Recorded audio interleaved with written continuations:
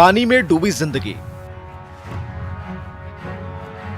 अररिया के लक्ष्मीपुर गांव में भुतहा नदी ने जबरदस्त तबाही मचाई है। हर तरफ भयावह हालात हैं। गांव की गलियां और सड़क से लेकर घर आंगन तक पानी पानी है। गृहस्थी का सामान बर्बाद हो गया तो रहने के लिए थोड़ी भी जगह नहीं बची है। ऐसे में ये बाढ़ पीड़ित चारों तरफ फैले पानी के बीच छोटे छोटे बच्चों और मवेशियों को लेकर ऊंचे ठिकानों की तलाश में निकल पड़े। हम लोग पानी ऊंचा स्थान पर अपना मवेशी लेकर के जा रहे हैं। और मवेशी को ऊंचा स्थान पर जा रहे हैं? हाँ, मवेशी लेकर के ऊंचा स्थान पर जा रहे हैं। कोई जनप्रतिनिधि कोई देखने आया कि नहीं? कोई नहीं आया अभी तक। कोई देखने तक नहीं आया? नहीं, कोई नहीं आया।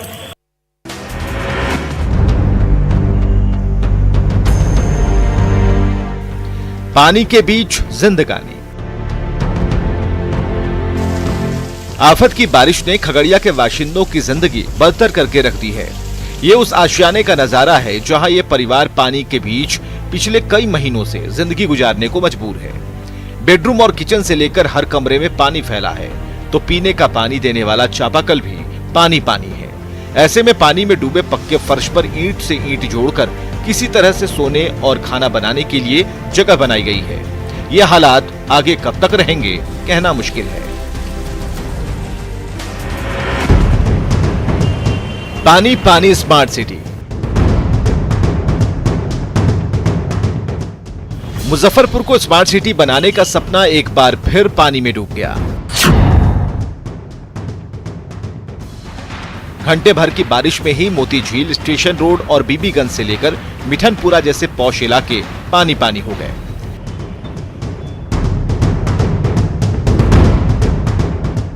ये देखिए शहर का मेन रोड किस तरह झील में तब्दील होकर रह गया है। ये बाशिंदे हर साल मानसून के दौरान इस तरह के हालात का सामना करते हैं, लेकिन मुजफ्फरपुर की सूरत संवारने के लिए आज तक जमीन पर कोई काम नहीं हुआ।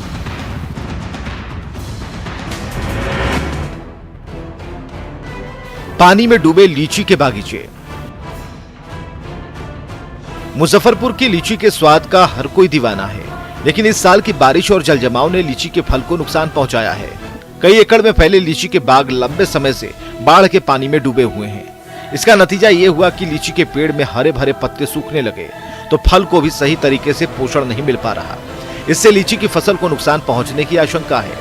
राष्ट्रीय लीची अनुसंधान केंद्र के कृषि वैज्ञानिकों ने लीची की फसल की हालत से बेहद चिंतित नजर आ रहे हैं। जो जल जमाव है 3 महीना 4 महीने तक जल जमाव है तो उसमें पौधा रुग्ण हो जाएगा। हाँ, रुग्ण हो जाएगा। वो पौधा जो है हेल्दी नहीं रहेगा, क्योंकि उसमें रुग्णता कैसे आएगी, जड़ उसकी बाधित हो जाएगी, जो श्वसन प्रक्रिया बाधित हो जाएगी तो पौधा अपने आप रुग्ण हो जाएगा। गन्ने में लगा रोग। मौसमी बीमारी ने रक्सौल की एकमात्र नकदी फसल गन्ने का ये हाल कर रख दिया। बाढ़ का पानी उतरने के बाद कई एकड़ में फैला गन्ने का पौधा अचानक लाल होकर सूखने लगा है, जबकि फसल की कटाई में सिर्फ 3 महीना ही बचा है। अगर हालात यही रहे तो गन्ने की फसल को बचाना मुश्किल हो जाएगा। मेहनती किसानों का लागत खर्च भी नहीं निकल पाएगा।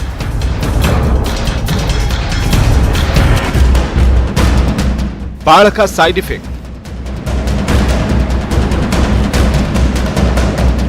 3 महीने तक बाढ़ में डूबे बक्सर के दियारा इलाके में गंगा नदी का पानी अब कम हो गया है, लेकिन अपने पीछे तबाही और बर्बादी के निशान छोड़ गया है।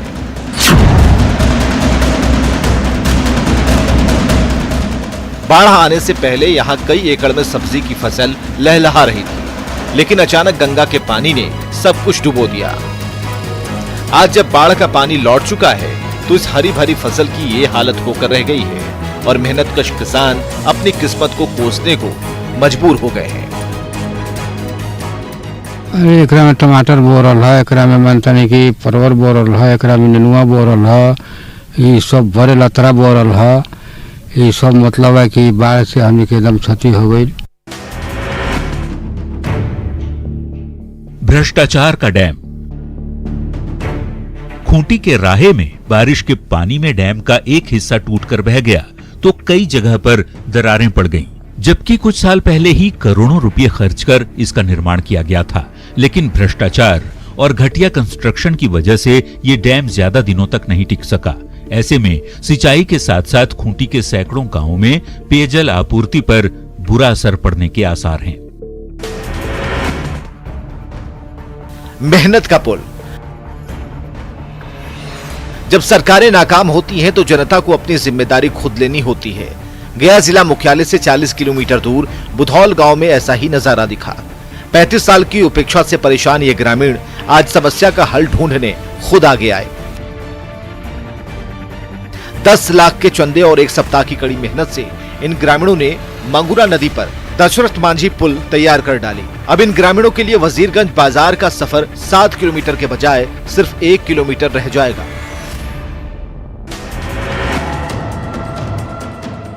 अतिक्रमण मुक्त होंगे तालाब।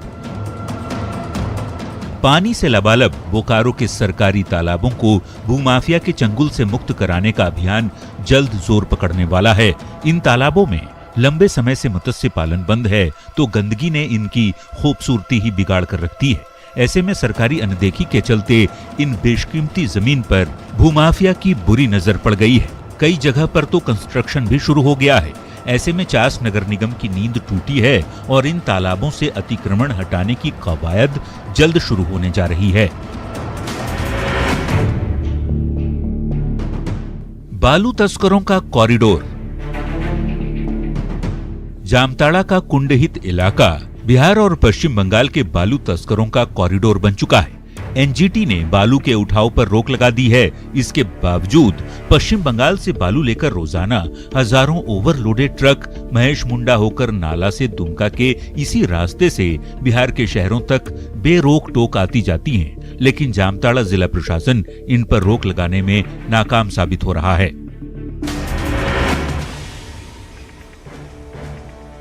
धूल से कोरोना को न्योता। झारखंड और बिहार के कई शहरों को जोड़ने वाली सिमडेगा की इन सड़कों में धूल उड़ाती छोटी बड़ी गाड़ियां दौड़ रही हैं। धूल के इस गुबार में सांस लेना भी मुश्किल हो रहा है। ऐसे में आम लोगों की सेहत पर बुरा असर पड़ा है। स्वास्थ्य महकमे के मुताबिक धूल से सांस से जुड़ी बीमारियों के साथ साथ इम्यूनिटी पर भी बुरा असर पड़ता है। सिविल सर्जन खुद मानते हैं कि धूल से कोरोना संक्रमण का खतरा बढ़ सकता है। कोरोना को कह सकते हैं घुमा फिरा करके, इसलिए कि इम्यूनिटी घटेगा तो कोरोना वायरस तो घूम ही रहा है, लोग घूम रहे हैं तो वायरस भी घूम रहा है, तो उस स्थिति में इम्यूनिटी घटेगा तो संभावना है कि इन्फेक्शन भी बढ़ जाए। बिजली रानी का इंतजार। पलामू के बराव गांव के ग्रामीण लंबे समय से बिजली रानी के इंतजार में पलक पावड़े बिछाए हुए हैं, लेकिन बिजली के नाम पर आश्वासन का घूंट पिलाया जा रहा है। तकनीकी गड़बड़ी के चलते महीनों पहले ये ट्रांसफार्मर जल गया था, तभी से बिजली रानी ने दर्शन नहीं दिए हैं। लाख गुहार के बावजूद बिजली विभाग खराब ट्रांसफार्मर को दुरुस्त करने को तैयार नहीं दिख रहा है। तार के जंजाल में उलझी जिंदगी। ये दानापुर के सुल्तानगंज मोहल्ले का नजारा है। इस गली में बिजली के खतरनाक तार का जंजाल कुछ इस तरह से फैला हुआ है। बिजली विभाग की लापरवाही की वजह से ये बेतरतीब तार आपस में बुरी तरह से उलझते जा रहे हैं। ये देखिए, कई तार तो टूटकर नीचे लटक रहे हैं। इस रास्ते से गुजरते हुए गलती से भी ये तार आपसे टकरा जाए तो आपके सिर पर मुसीबतों का पहाड़ टूट पड़ सकता है। स्थानीय निवासियों ने कई बार बिजली विभाग से हालात सुधारने की मांग की, लेकिन अब तक कोई कार्रवाई नहीं की गई। साहेबगंज के शहरी पंचायत के ये वो बदनसीब ग्रामीण हैं, जिनके नाम पर पीएम आवास योजना की रकम तो निकाल ली गई, लेकिन इन तक ना तो पैसा पहुंचा और ना ही इनका घर बना। अब ये ग्रामीण फरियाद लेकर साहेबगंज के डीडीसी के पास पहुंचे हैं। पटना प्रखंड के सैकड़ों ग्रामीणों के साथ ऐसा धोखाधड़ी हुई है। ये लोग अब भी इस टूटी फूटी झोपड़ी में रहते हैं, लेकिन सरकारी कागज में पीएम आवास बनकर सारी रकम चट कर ली गई। मामले की जांच में तत्कालीन बीडीओ से लेकर जनसेवक, पंचायत सेवक और कंप्यूटर ऑपरेटर तक दोषी पाए गए हैं। रेफर करने वाला अस्पताल। सहरसा के चंद्रायन रेफरल अस्पताल को खुद इलाज की दरकार है। बिल्डिंग की ये हालत हो गई है कि कभी भी धंस सकती है, तो छत से प्लास्टर का टुकड़ा टूट टूट कर मरीजों और मेडिकल स्टाफ पर गिरता है। यही नहीं, अस्पताल में मरीजों के लिए न बेड है और न जरूरी दवाइयां, जबकि अस्पताल के बाहर चारों तरफ घास और घनी झाड़ियां हैं। यहाँ काफी मुश्किल से टेबल कुर्सी लगाकर ओपीडी चलता है, लेकिन संसाधनों के अभाव में ज्यादातर मरीजों को दूसरे अस्पताल रेफर कर दिया जाता है। यहाँ तो सुविधा का घोर अभाव है ही, तो उनका इलाज यहाँ पर नहीं हो पाता है और उसको सहरसा रेफर कर दिया जाता है यहाँ से।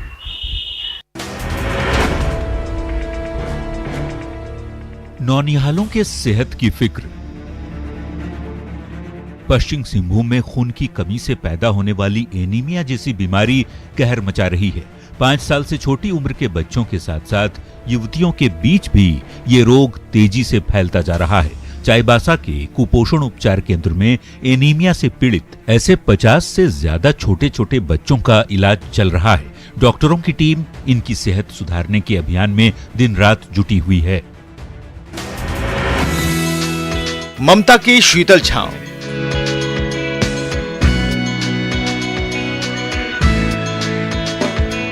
कैमूर की नन्ही काव्या को अपनाकर कोलकाता की कविता दास खुशी से फूल ही नहीं समा रही। अब इस बच्ची का भविष्य संवारना ही उनकी जिंदगी का मकसद बन गया है। 1.5 साल पहले ये नन्ही परी बक्सर में लावारिस हालत में मिली थी। वहां से उसे कैमूर ले आया गया। इसी दौरान कोलकाता के दास दंपति ने इस बच्ची को गोद लेने के लिए ऑनलाइन आवेदन दिया था। सारी प्रक्रिया पूरी होने के बाद आज काव्या को ममता की नई छांव मिल गई।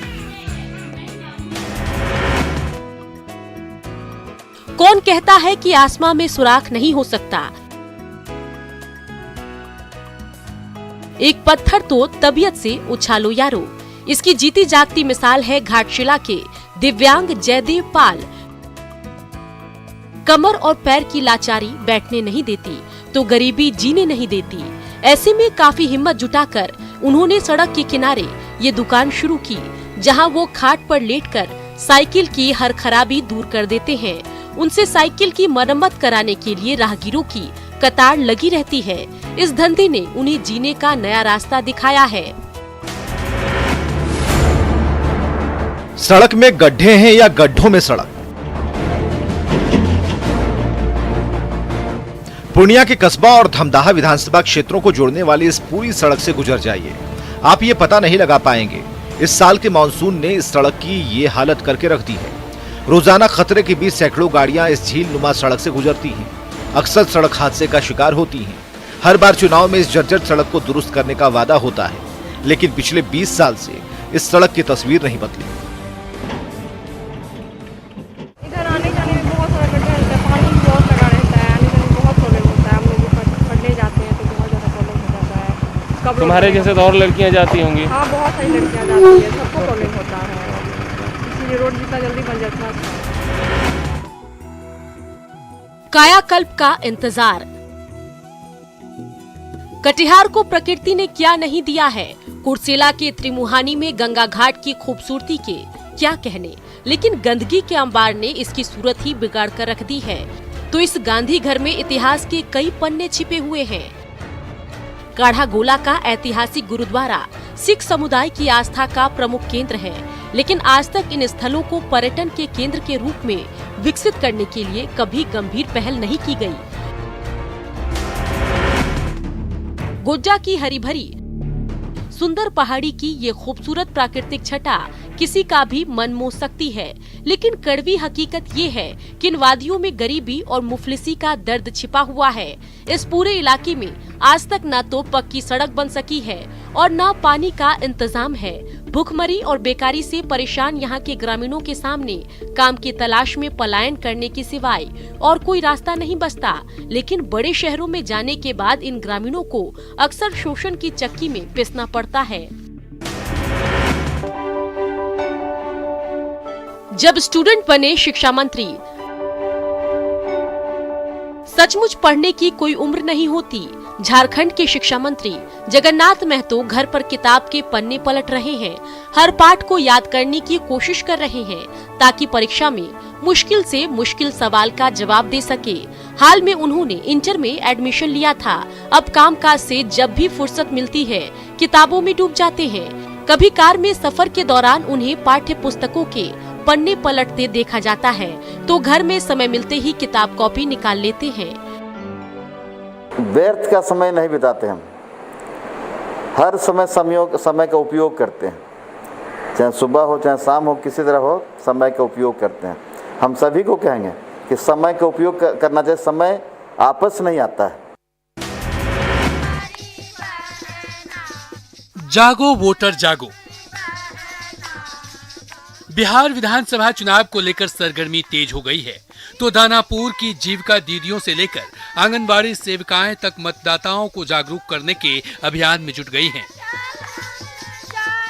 इसके लिए रंग बिरंगे पोस्टर तैयार किए गए हैं, तो आकर्षक रंगोली से लेकर गीत संगीत के जरिए वोटर्स को जगाने की कोशिश हो रही है। हर बार कम वोटिंग प्रतिशत को लेकर सवाल उठते रहे हैं। ऐसे में ये मतदाता जागरूकता अभियान कारगर साबित हो सकता है।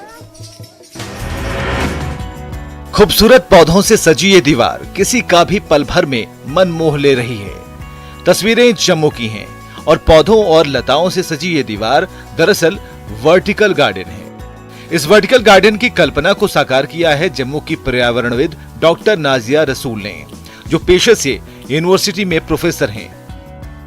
डॉक्टर नाजिया का साकार किया ये वर्टिकल गार्डन वाकई खूबसूरत है, लेकिन इस खूबसूरती को डॉक्टर नाजिया ने बेकार हो जाने वाली प्लास्टिक की बोतलों से निखारा है। प्लास्टिक वेस्ट से बेस्ट करने की ठानने के बाद डॉक्टर नाजिया ने पहला वर्टिकल गार्डन जम्मू के गांधीनगर गवर्नमेंट कॉलेज में बनाया और फिर एक के बाद एक कई दूसरी जगहों की दीवारों को वर्टिकल गार्डन का रूप दे दिया। अब कई लोग अपने घरों में बेकार बोतलों से बनी इस खूबसूरत गार्डन को बनाने के लिए डॉक्टर नाजिया रसूल को संपर्क कर रहे हैं। पर्यावरण संरक्षण आज वक्त की मांग है। ऐसे में डॉक्टर नाजिया की ये नायाब कोशिश वाकई काबिले तारीफ है, क्योंकि ऐसी ही छोटी छोटी कोशिशों से हमारा परिवेश क्लीन और ग्रीन बन सकेगा। इन खूबसूरत नजारों को देखिए। 3000 फीट की ऊंचाई की ये तस्वीरें हैं, मानो बादल जमीन पर उतर आए हैं। तस्वीरें दंतेवाड़ा के आकाश नगर NMDC की हैं। यहाँ लौह अयस्क खदान है। खूबसूरत नजारे का लुत्फ उठाने यहाँ पर्यटक बड़ी संख्या में आते हैं, लेकिन तस्वीरें अब देखिए, घाटी सूनी है। यहाँ हर साल विश्वकर्मा पूजा पर मेला लगता है, लेकिन कोरोना की वजह से इस बार मेले का आयोजन नहीं हुआ। ना तो कोई पर्यटक पहुंचा और न ही बचेली खदान के कर्मचारी या उनके परिजन। प्रशासन ने किसी को अनुमति नहीं दी।